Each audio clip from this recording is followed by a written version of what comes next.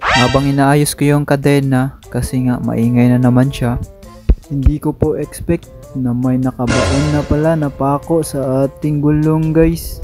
Habang hinuhugot ko po siya, nagdadasal na po ako na sana hindi ito tumagos sa kanyang interior talaga guys. Kasi grabe talaga ka-killer ng interior to guys, no? Ang pako. Dito medyo kinabahan na ako kasi may lumalabas na hangin, no? Pag ito tumagos sa pinaka-interior natin, goodbye. Pero may hope pa rin ako na hindi siya tumagos kasi nga may hangin pa, hindi naman nakunan yung hangin sa loob guys, no? Matigas pa rin.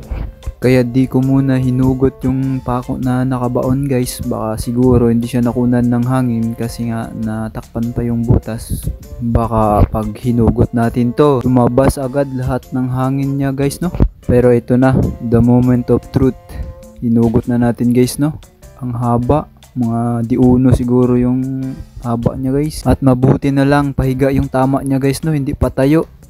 At feeling ko parang hindi siya tumagos sa interior guys kasi wala namang hangin na lumalabas. Pero syempre para sure, mag-test tayo guys. Lagyan natin ng tubig guys para sure kung may hangin ba talaga na lumalabas. Sana wala.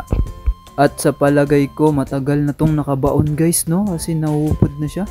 Yung sa may bandang ulo niya, saan may nakalabas, parang naging manipis na yung ulo niya guys. Sa tingin ko, matagal na talaga tong nakabaon. Pero ngayon lang natin nakita. Buti na lang at nag-ayos tayo ng ating kadena kasi nga maingay na siya guys.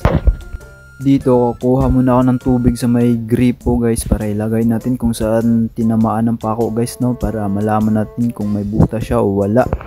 Pero dito sa method na to, hindi pa rin siya 100% sure na wala talagang butas guys, no? Malalaman na lang natin to bukas.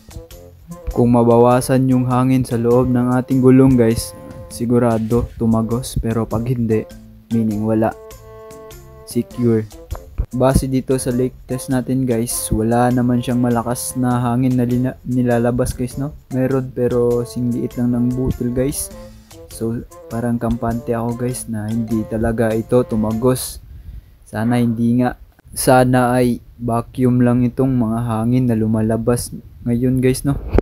Maliban sa mahal na magpapunching, wasting time pa guys, no? Maaga pa tayo maglakad bukas.